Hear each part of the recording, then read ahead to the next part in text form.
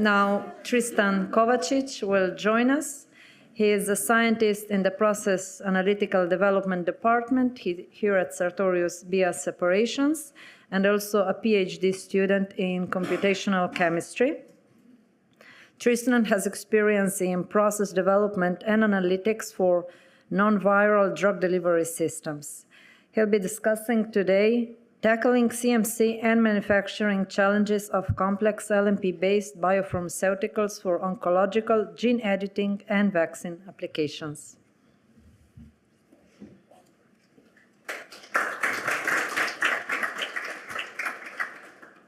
Okay, so hi everyone. Today I'm going to be talking about some of the LNP analytics that we have developed here at Sartorius Bioseparations. And I would like to thank all the speakers up to now, Rok, Dan, and Heinrich, for giving an introduction into the nucleic acids and then into the sort of importance of this field, and then also the importance of having good quality control and good manufacturing of complex systems like this. So today we're going to talk about mostly a chromatographic-based systems that we can use for analyzing the lipid nanoparticle formulations. So it's one aspect of the CMC, and it's one view of analyzing these molecules, and it gives you some additional important information. But there is obviously a room for everything else. We need many different analytical methods for this. And this is just one piece of ours that we can so that we can give for people to be able to better understand their systems and better control their systems.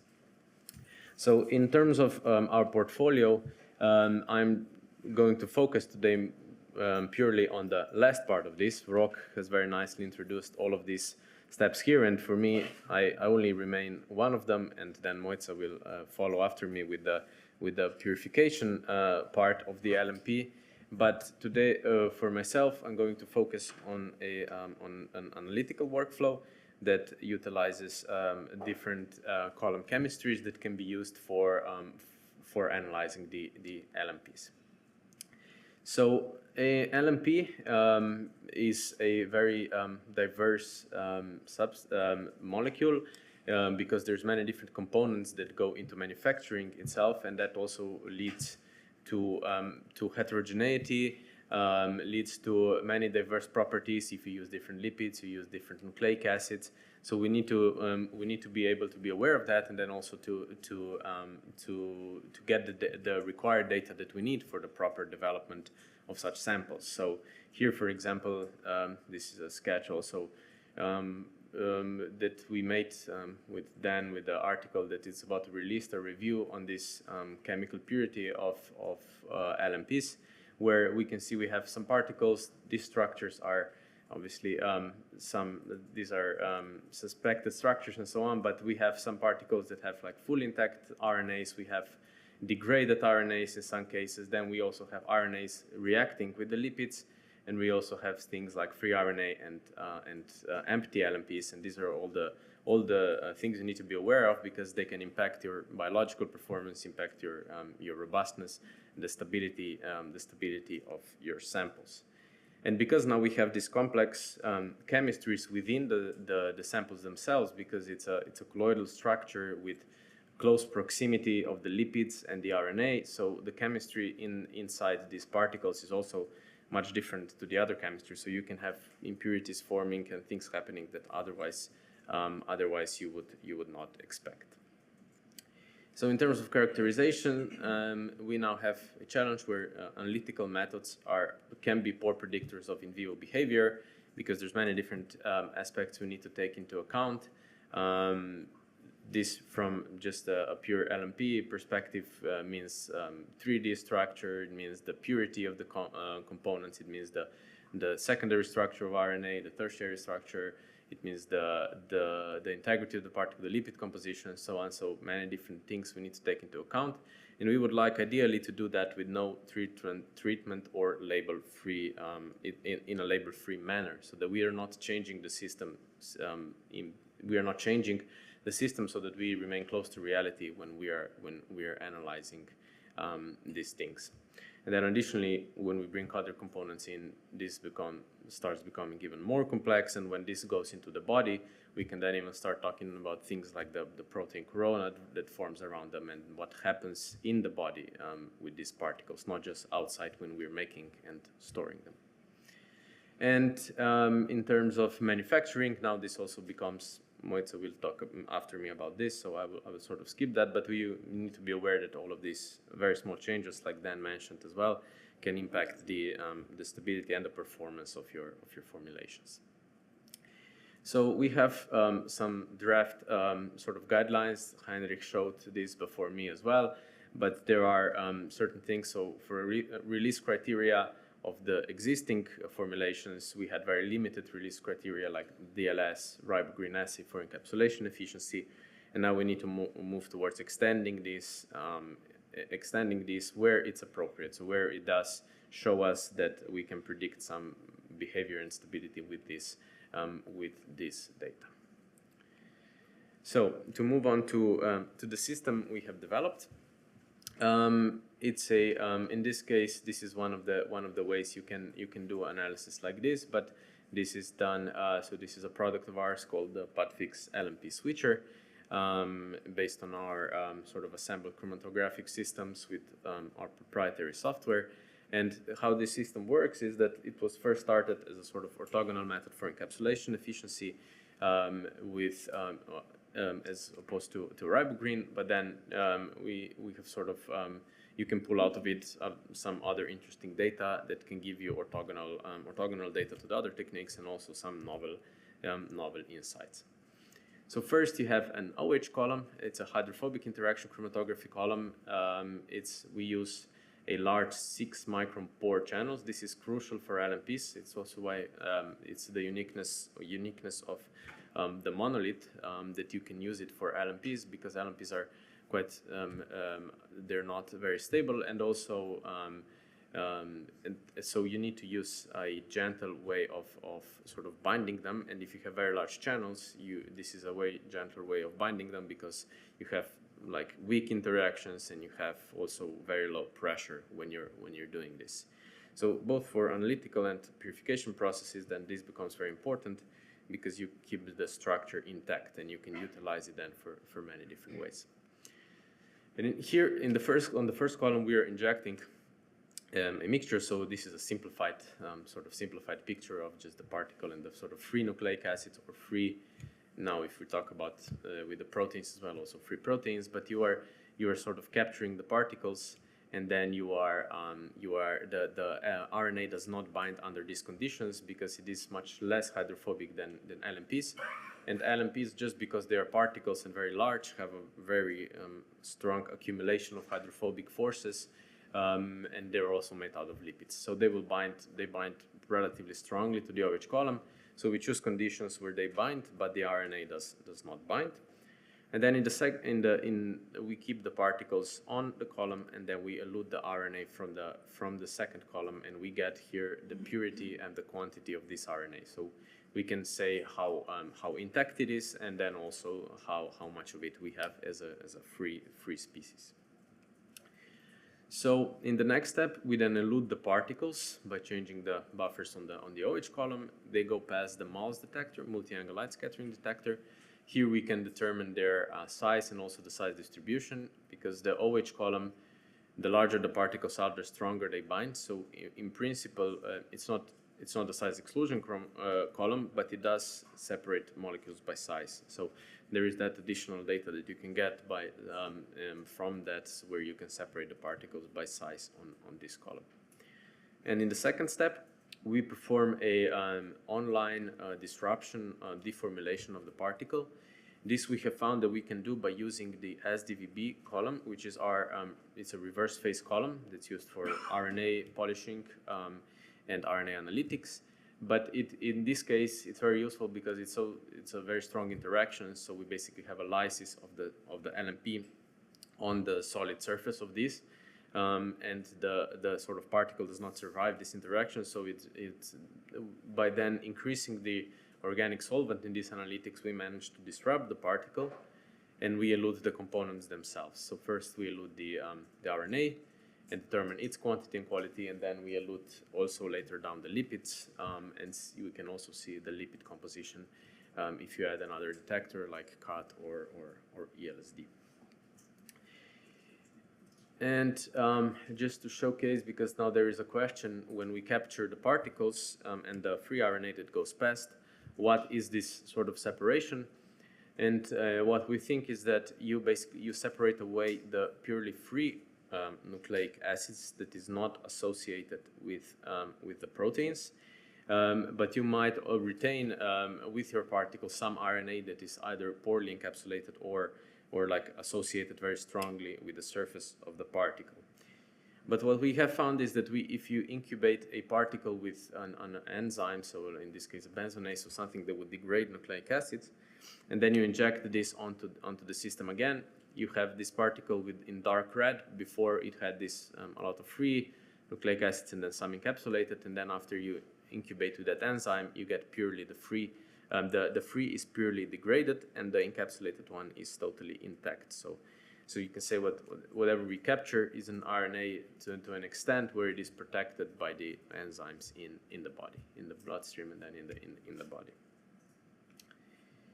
So this gives you then, by analyzing both the free and the encapsulated nucleic acids, this gives you then the data to compare, and then from that you can measure the encapsulation efficiency, and if from a calibration curve, then you get the amount of RNA. And you can use it for concentration and encapsulation efficiency of your lipid nanoparticles. And then in the multi-angle light scattering detector, this is before the particles are disrupted, you see the peak of LNPs as well. Now this becomes important now when you have multiple cargos within your LNP, where you can now separate the cargos inside the particle and outside the particle. So you have an encapsulation efficiency for both. Let's say if you have two, such as in this case an RNA and DNA. In both cases, you then have the encapsulation efficiency for each one of them separately, not as an average of them total, which you would get from like a fluorescent assay. And in addition to that, you also get lipid adduct quantification. This I will talk about more later. So, and here we can also see that in mice we start seeing some of these larger species as well. So we have that separation that I mentioned before, and if you plot the radius with this, you get it increasing across the peak. So at the start you have smaller particles, and then the longer it is, so the larger particles come down later from this column. Now this is also can be used for CRISPR formulations, so like guide RNA plus Cas9 encapsulated, or for like combination vaccines where you have RNAs of different size. In this case, the separation is poorer, but you can optimize the method to have a nice separation of these RNAs of different size up to some extent. The size is calculated from the multi-angle light scattering detector, and so then plotted according to a fit that gives you that's appropriate for your particles. And if for particles like that around 100 nanometer size, in this case it's more 150, but yeah, we get good separation comparing to NTA or DLS. It depends on how heterogeneous the sample is, but yes, you can determine the size of the particle from the 9 angles on the multi-angle light scattering detector. And you have then if you plot the radius, you can see this, what I was describing. So the smaller particles come down in the start, and then later the larger particles come down from the column. An additional parameter you can get out of this is RNA integrity. And this is article published by my colleague Anna and others 2 years ago, using our reverse phase SDVB columns to determine the integrity of the RNA. It showcases that it's comparable to capillary electrophoresis, so you can use reverse phase high-ampere chromatography to determine the integrity of the nucleic acids. And in this case, where you have then this separation of the free RNA before you open the particle and release the nucleic acid inside, you get the you get the fragmentation of each of them separately, and you get it in the same assay as with the other parameters. So here you then have fragmentation of this, when we were like aging this particle, the free RNA degrades quite fast, but then you have this encapsulated RNA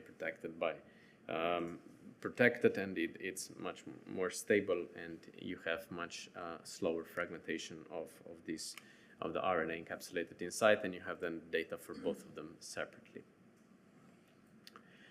Now, the last parameter that we can determine here are the RNA-lipid adducts.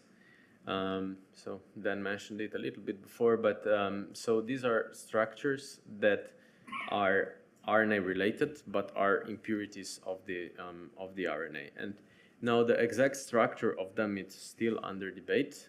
There was just recently an article from Sanofi that suggested a different structure to this, but it's likely that both are true, and some others as well. But basically what happens is a covalent interaction between the lipid and the RNA, and then not the lipid itself, but you have degradation of the ionizable lipid, which in a lot of cases is a tertiary amine. It can oxidize and hydrolyze and form this aldehyde, which is a reactive species that reacts with nucleic, so the bases of the nucleic acids, and you have now this impurity forming, which is not an active species. Also, besides being not an active species, it can also cause other issues, which is still to be determined, but it can create a different protein. It can maybe cause some other disturbances within the in vivo setting. Now, this is impacted by the structure of the lipid and also by the purity of the lipid. And because the second mechanism that Sanofi recently described is a different one, which is with the lipid itself. So it reacts with the ester on the lipid, not with the impurities. So it's also dependent, obviously, on the structure of the lipid itself at the start, and then how they are orientated within the LNP. And if you use reverse phase ion-pair chromatography, like in a case of our two-dimensional chromatographic system, the Padfic switcher, you have a nice separation of these adducts from the main peak of like sort of pure encapsulated RNA, because they are much more hydrophobic than the pure RNA, and then you can nicely separate them, which you cannot do with capillary electrophoresis, because it separates by size, but these are not necessarily much larger than the RNA. And then with this, you can monitor how fast your adducts form, and then you do stability studies. You can see that with different lipids. You can see that with different conditions, different manufacturing, and so on. So yeah, when you have this is a sketch we made for our article, and then you can have a very complex system that's being introduced, and then you have these mRNA adducts that are not forming the right protein, at least to that extent, and then you can have also all other different species within that. And this then assay gives you a sort of percentage of your intact RNA within your particle, where you have then the free RNA and the truncated encapsulated RNA and the RNA lipid adducts as a sort of non-active RNA species. And this correlates quite nicely if you plot that percentage against luciferase expression in vitro. It correlates quite nicely. So this is the two-dimensional system that is on display as well here, so you can talk about it later. And it enables direct injection of LNPs. There is online particle reformulation. It's no changing of the particle, and then you can have all these five different things that you get out of this thing. So let me just briefly, before I finish, move on to a sort of, for us, a fresh topic, but a very thing that is actual right now, and a lot of people are talking about, and we also try to utilize monolithic columns to have that to determine analytics and amplification of these targeted lipid nanoparticles, which are much more complex than the LNPs themselves. And then this manufacturing itself of these ones is very complex, and it can give you many different things. Like, for example, you need a reaction between the antibody and a sort of reactive lipid on the surface. how we do this impacts many different things, but from a sort of standpoint of what you can have in there is that you can have particles that have successfully conjugated or the ones that haven't. And then you can also have ones with different density of the ligands on the surface, or with different, if you use full antibodies, you can have different orientations of the antibodies. And this is a very complex CMC challenge that needs to be addressed. We are just sort of stepping into this, so it just briefly, I'm just going to briefly show you what's possible with the monoliths, and then this is for some sort of, we're still following it up with a lot of development on this side.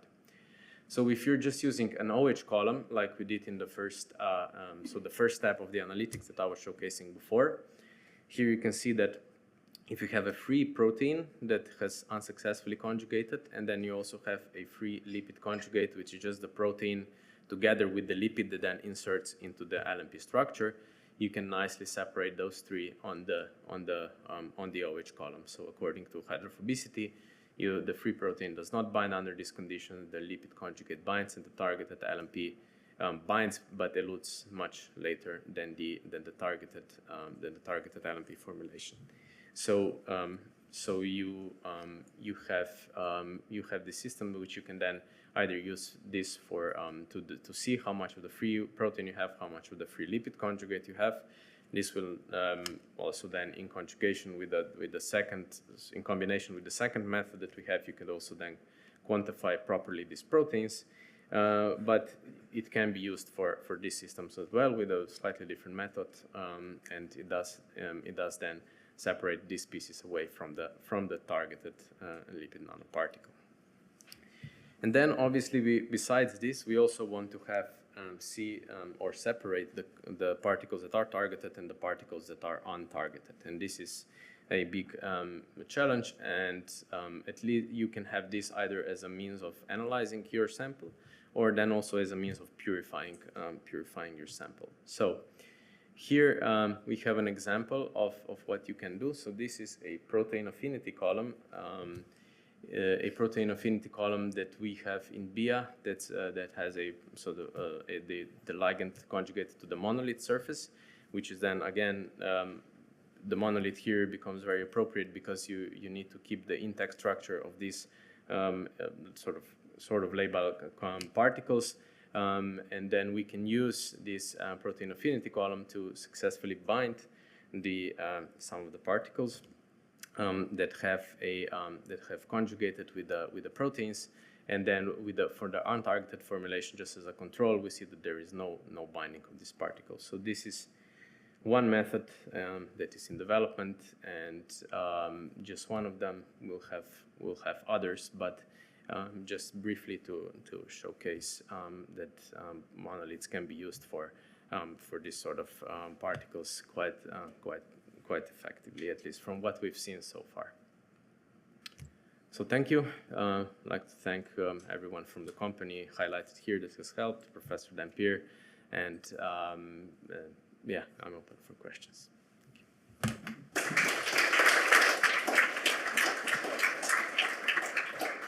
Thank you, Tristan. So we're open for questions from the audience.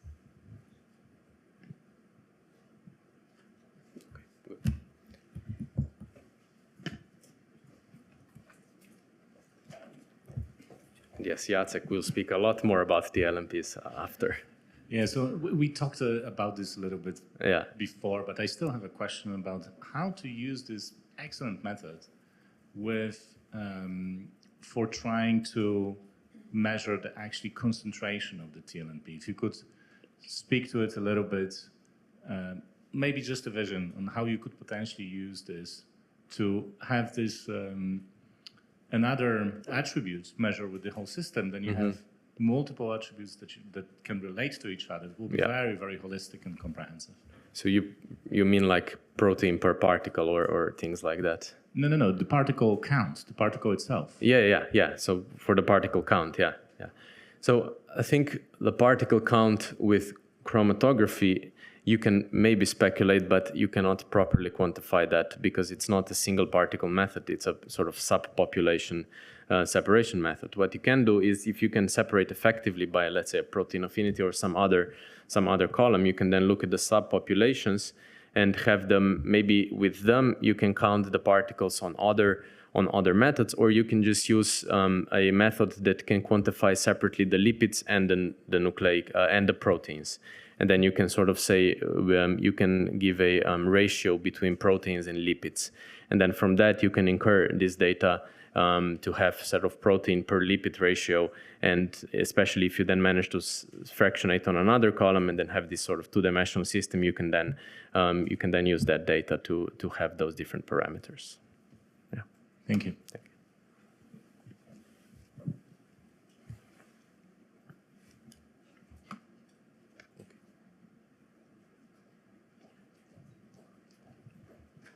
We're done. I have a question regarding the mRNA LNP adducts that you mentioned.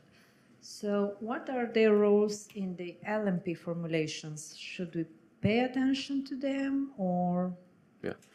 Well, yeah, thank you. Thank you for the question. I have alluded to some of those things before, but what their structure is still under question, as I said.